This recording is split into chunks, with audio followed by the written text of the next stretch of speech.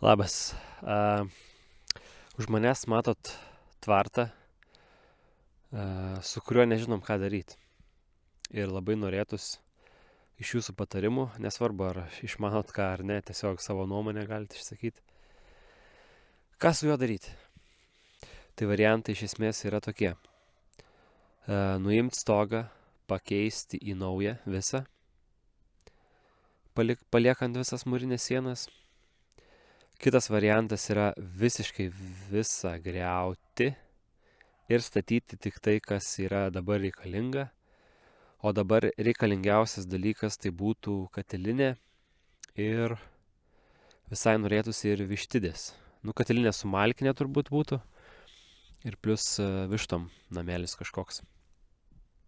Tai va, iš kur nežinom ką daryti, nes katilinės visgi norisi ten, name vietos kaip ir neberandam pagal dabartinį išplanavimą ir šiaip nesinori, tikriausiai viduje jau toks kaip sprendimas buvo padarytas, jau planuojant vidų. Tai vat nenusprendžiam, ką daryti. Įterpsiu vaizdus, kaip viskas atrodo. Sienose skilimų yra, stogas, tai čia ten visiškai keičiamas visa konstrukcija, nes yra ir išpuvusios medienos nemažai ir šiaip ten bent jau dabar viduje viskas atrodo tikrai labai nekaip. Aišku, gal nuėmus stogą ir ten viską išvalius, kiek pasikeistų vaizdas, bet vis tiek kažkaip, nežinom, ką daryti iš tikrųjų dabar. Tai vat, ką siūlot, būtų malonu išgirsti jūsų nuomonę. Jeigu neišgirsti, bent jau perskaityti. Labai saulės pigin.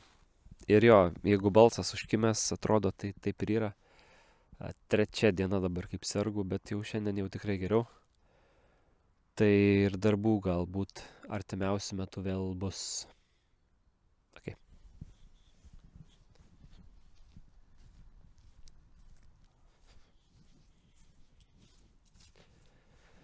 Dar ko nepaminėjau, tai svarbaus dalyko tikrai, kad iš esmės nėra pinigų visam stogui čia pakeisti. Tai jeigu būtų aišku, tada galbūt ir galvotumėm labiau apie viso ūkinio išsaugojimą, viso tvarto išsaugojimą. Bet dabar, žodžiu, yra kitaip.